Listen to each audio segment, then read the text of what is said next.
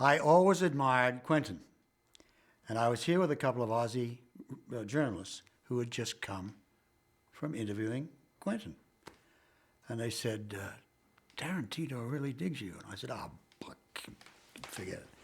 About 4 or 5 months later, he calls, no agent, no casting director, nothing like that. He calls my business manager's office. I want to talk to Rod.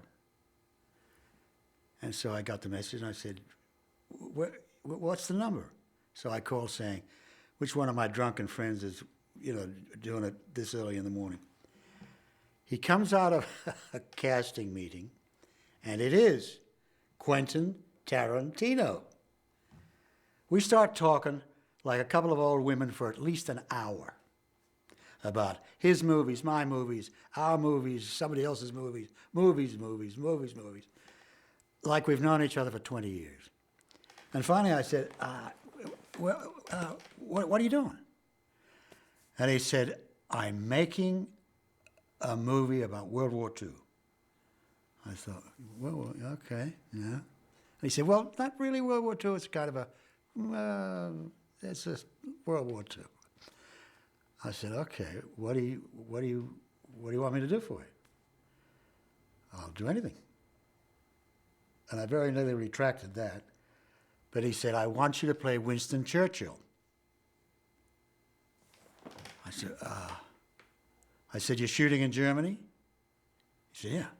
Does that matter? And I said, well, you're right across the channel from England, and there's Albert Finney. He's done Churchill about 6 times.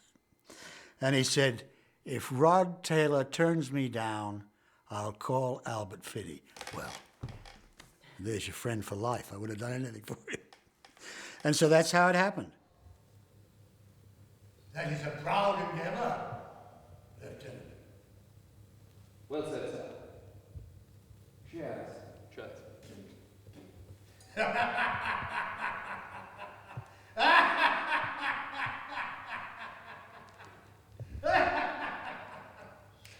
Cut. That was brilliant. That was great. Check the game. Check the game. I saw Quentin direct, and it was the most exciting, exhilarating thing I've ever seen. He sits behind the cameraman, whether he's on the sticks or on a dolly, he's sitting right behind him, and he's focusing on the scene, and he loves his actors. And there are only 3 of us in the whole scene. And he's focusing with delight on his face or intense kind of interest in every word. And there's none of this crap of a monitor in another room and a director screaming directions. He's right there on top of it. And, just loving every single minute of it. So this is heaven. Steady on,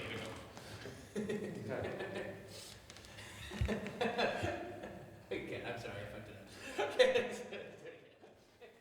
When you're pleased to think, that take really worked. That was great. He'd say, fantastic. Let's go again. And you think, what?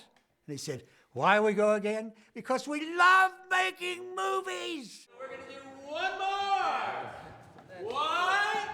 Because we love making movies. I'm very lucky to have worked with some monumental directors. I mean, George Stevens, John Ford. I mean, Jack and I were very close. Did some wonderful work. Hitchcock, Jack Cardiff is Quentin loves Jack Cardiff because he's got a wonderful visual kind of directorial sense, a photographic director.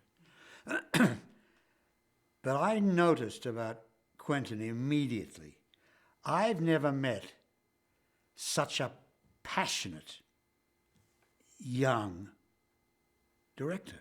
We're going to move in on the Prime Minister. I think Quentin, by his sheer outrageous going against the rules and making something exciting and electrifying will stand out more than any of the people I've told you I admire. He will make a difference to the way people regard movies. You know, I saw things like Pulp Fiction about 6 or 7 times. It was crazy. It became a drug because he just did things and got inside you and got a message across that the others were merely giving you as a gift. We've photographed this scene, now look at it. And he says, can you take this? Look at it. It's a difference. It's an excitement, and it's new to making movies. I mean, the set was electric, I thought, because of him, and that's Quentin. He's crazy, genius, crazy. And I loved every second of it. And to watch a man like that work is a treat. We have to do a picture wrap right now on the great Rod Taylor.